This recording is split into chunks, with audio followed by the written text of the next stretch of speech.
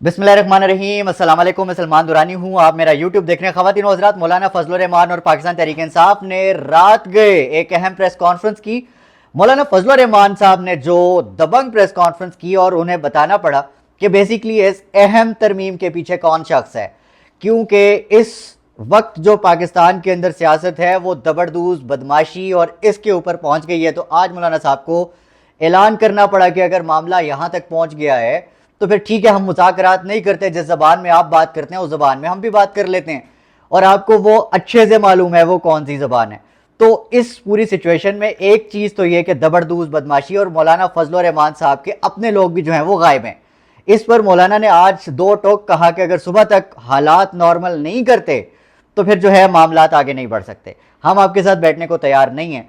और जो सबसे अहम बात जिस पर बार बार जो है वो मौलाना फजल रहमान को जिक्र किया जा रहा है वो है मिलिट्री ट्रायल के हवाले से जो मुजवज़ा शिक है इस पूरी तरमीम के अंदर, जिसको पीपल्स पार्टी बिलावल जरदारी इसको अप्रूव करवाना चाहते हैं, जिस पर मौलाना साहब के पांव पकड़े जा रहे हैं इस वक्त के यार आप खुदारा इस बात पर जो है वो गौर करें। और बार बार कहा जा रहा है कि इस पर अगर आप अप्रूव कर जाते हैं, अच्छा ये इंटरेस्ट पीपल्स पार्टी को एकदम से मिलिट्री ट्रायल वाला कैसे आ गया और वो ये क्यों करना चाहते हैं, ये सब आज डिस्कस करनी है इस पूरी की पूरी वीडियो में।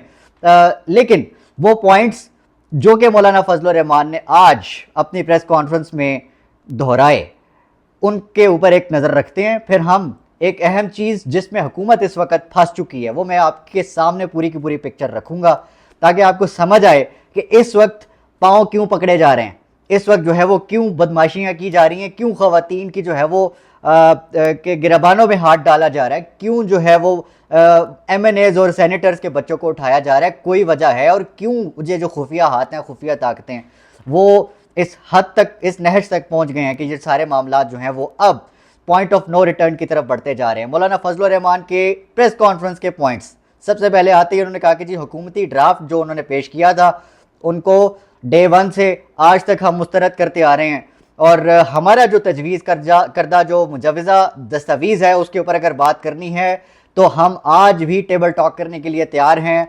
और सबसे अहम इस प्रेस कॉन्फ्रेंस की बात ये कि जो PTI है वो आईनी तरमीम में कुछ मामलात के ऊपर मौलाना फजल रहमान साहब के साथ एक पेज पर है और वो इस चीज़ पर राज़ी हैं कि आईनी तरमीम होनी चाहिए। लेकिन इसके ऊपर एक बहुत बड़ी कन्फ्यूजन खड़ी हो जाती है कि अगर तो पाकिस्तान तहरीक इंसाफ मौलाना फजल रहमान साहब की जो मुजवज़ा कुछ पॉइंट्स हैं उनके ऊपर आ जाती है तो क्या ये फॉर्म 47 वाली गवर्नमेंट की जो तरमीम है इसका हिस्सा बन जाएंगे। अगर तो फॉर एग्ज़ाम्पल अगर आप इसको अपने एक जहन में एक सवाल के तौर पर लें कि अगर ये हो जाता है तो क्या पाकिस्तान तहरीक इंसाफ का जो एहतजाज की स्ट्रेटजी है, जो इमरान खान के अहकामात हैं वो कहाँ स्टैंड करते हैं। ये अहम सवाल हैं जिनके सवाल अभी भी जो है वो सवाल हैं, इनके जवाब अभी जो है वो नहीं है। सिचुएशन जैसे जैसे आगे बढ़ेगी ये चीज़ें भी मज़ीद क्लियर हो जाएंगी। मौलाना फजल रहमान ने आज अपने MNAs और सेनेटर्स के अगवा के ऊपर पाकिस्तान तहरीक इंसाफ और जो अख्तर मेंगल साहब हैं उनकी पार्टी के जो MNAs और सेनेटर्स के साथ जो ज़्यादतियाँ हो रही हैं उस पर बड़ी बरहमी का इजहार करते हुए कहा कि जो हमारे MNAs हैं, हमारे सेनेटर्स हैं, उनको अगवा किया जा रहा है, और अगर हुकूमत का रवैया यही रहता है तो हम मुज़ाकरात ख़त्म कर देंगे और बदमाशी मानने को तैयार नहीं है। अगर ये बदमाशी वाला रवैया जारी रहता है हुकूमत का तो फिर हमें भी बदमाशी वाली ज़बान में बात करनी आती है।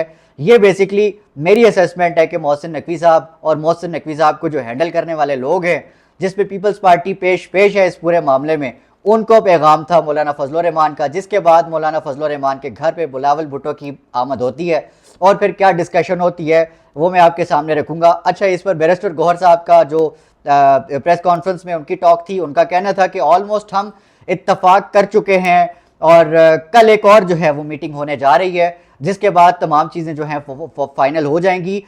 तमाम चीज़ें मौलाना फजल रहमान और पाकिस्तान तहरीक इंसाफ के एंड पे जो है वो फाइनल होंगी। अभी इसकी मुशावरत गवर्नमेंट और पीपल्स पार्टी और वो जो तमाम धड़े जिस वक्त जो इस वक्त फॉर्म 47 की शक्ल में बैठे हुए हैं उनसे अभी तक चीज़ें फाइनल नहीं हुई।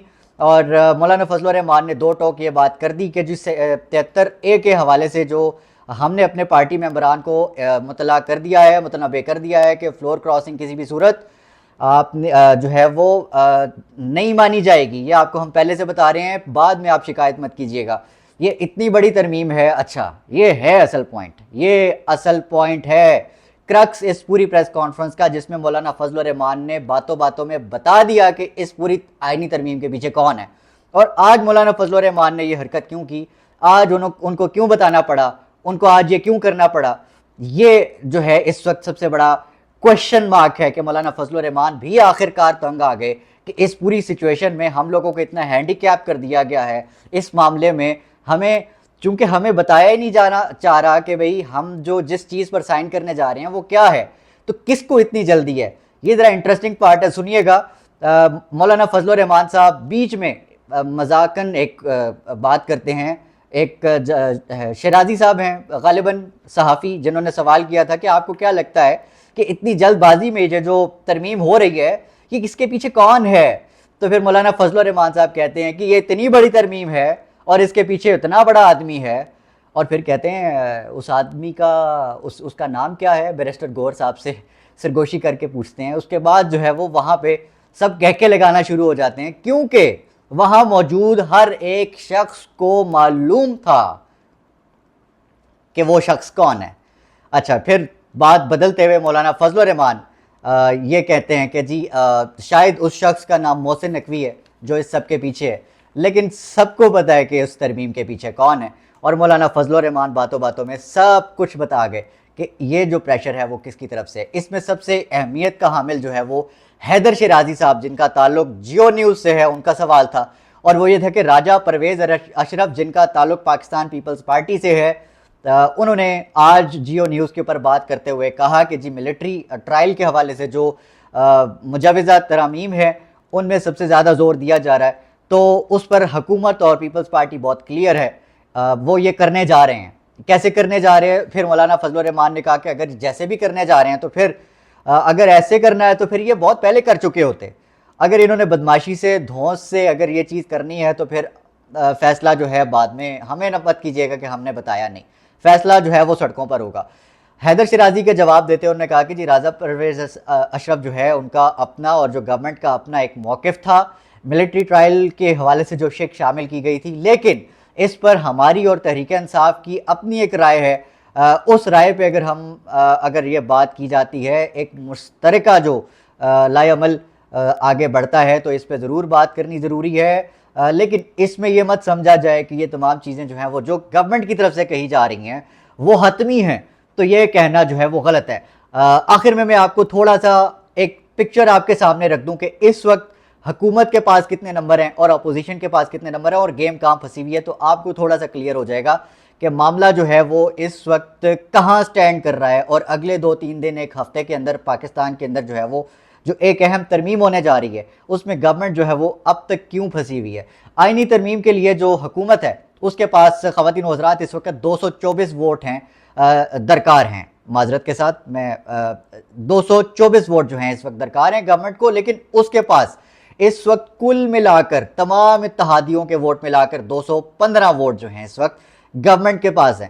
اچھا اس میں اگر جمعیت علماء اسلام JUI مل جاتی ہے تو بھی 223 ووٹ جو ہیں وہ پارلیمنٹ, جو کہ جس کو آپ قومی اسمبلی کہتے ہیں, جس کے MNAs جو منتخب ہو کر آپ کے ووٹوں سے منتخب ہو کر جاتے ہیں, ان کی تعداد 223 ہو جاتی ہے. پھر بھی ایک ووٹ جو ہے وہ رہ جاتا ہے, جس میں جو حکومت ہے وہ زور آزمائی کر رہی ہے, پاکستان تحریک انصاف کے لوگ توڑ رہی ہے.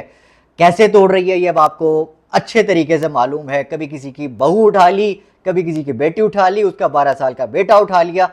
یہ طریقہ کار اس وقت جو ہے وہ اپنایا جا رہا ہے. اچھا دوسری جانب قومی اسمبلی میں اپوزیشن کے پاس 91 ووٹ موجود ہیں اور حکومت کی اپوزیشن کے ووٹوں پر بھی اس وقت نظر مکمل طور پر ہے. اپوزیشن میں 8 آزاد ارکان بھی موجود ہیں, مگر ان آزاد ارکان میں PTI کی قیادت بھی شامل ہے جو سنی اتحاد کونسل میں شامل نہیں ہوئے تھے. تو معاملہ اس وقت جو ہے وہ دونوں طرف سے گیم پھنسی ہوئی ہے. لیکن جہاں پر حکومت اور حکومت کو کنٹرول کرنے والے پھنسے ہوئے ہیں وہ مثالی ہے. کسی نے ٹھیک کہا تھا کہ اگر دھونس زبردستی سے ہی آپ نے یہ تمام چیزیں کروانی ہیں تو یہ تو جنرل فیض کے دور میں بھی نہیں ہوا تھا. جنرل فیض کے دور میں بھی اس چیز کو بڑے آرام سے, افہام و تفہیم سے, رضامندی سے نمبر پورے کرائے جاتے تھے. اب تو آپ لوگوں نے حد ہی مکا دیا, آپ لوگوں نے اغوا کاری کرنی ہے, آپ لوگوں نے تشدد کرنا ہے, بدترین تشدد کرنا ہے. اور پھر آپ نے یہ کہنا ہے کہ یہ ملک اور قوم کے لیے اچھا ہے، یہ جو آئینی ترمیم ہے یہ پاکستان کی معیشت کے لیے اچھا ہے. یہ کوئی ریزن نہیں ہے. دس از ناٹ دی ریزن. اگلی ویڈیو میں انشاءاللہ ملاقات ہوتی ہے. تب تک اپنا، اپنے آس پاس سب کا، اپنے پاکستان کا بہت خیال رکھیے گا. اللہ نگہبان. پاکستان زندہ باد.